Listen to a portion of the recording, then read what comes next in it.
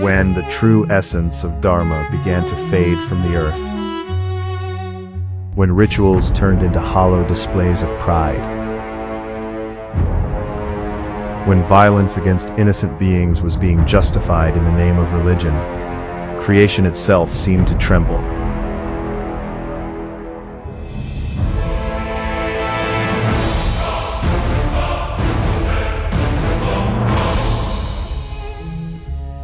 Seeing humanity drift into darkness,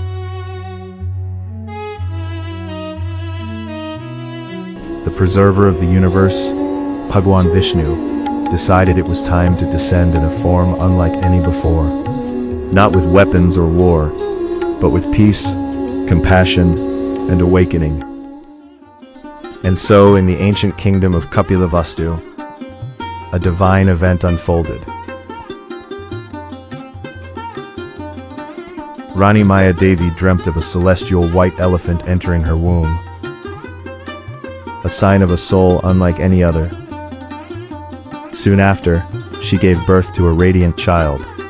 The air filled with serenity, the heavens seemed to rejoice, as if the universe itself welcomed this arrival. Raja Shuddhodhan named the child Siddhartha Gautam. At his birth, wise sages made a powerful prophecy. This child will either become a mighty emperor or a Mahan renunciant who will illuminate the world with truth. Fearing the second path, the king surrounded Siddhartha with luxury.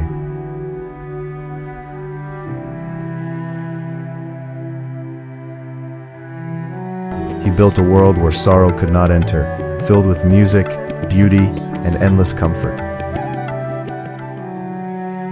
But truth has a way of finding its path.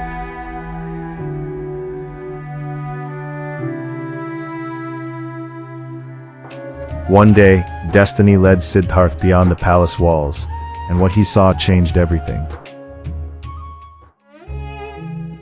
First, an old man, frail, bent under the weight of time.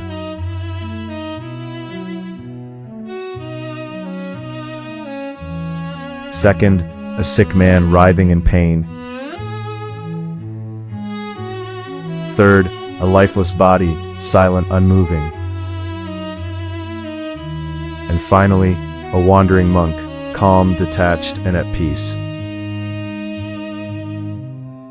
These four sights shook Siddhartha's soul. Is suffering inevitable? Is life nothing but decay and death? And if so, is there a way beyond it? That night, under the veil of silence, he made a life-altering choice.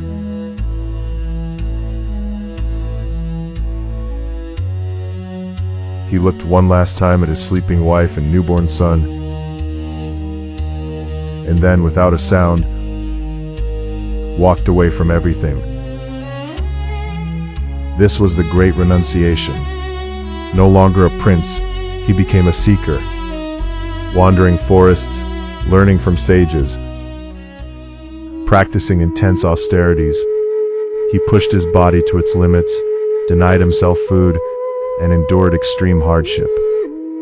Yet, the truth remained just out of reach. Then came a realization.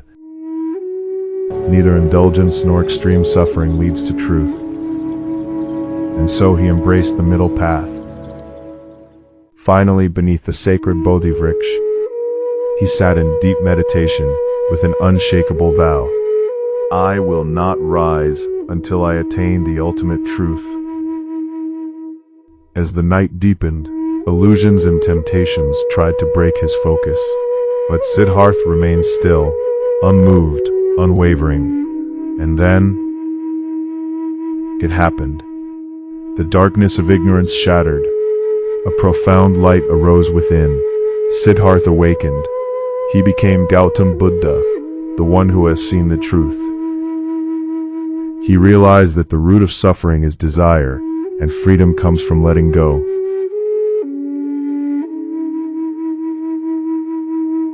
He taught the world the Four Noble Truths and the Eightfold Path, a way to end suffering.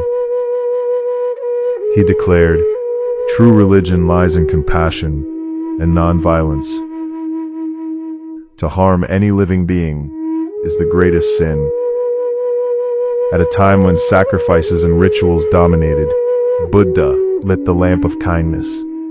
When people searched for God in temples, he gently reminded, the divine is not outside, it resides within you.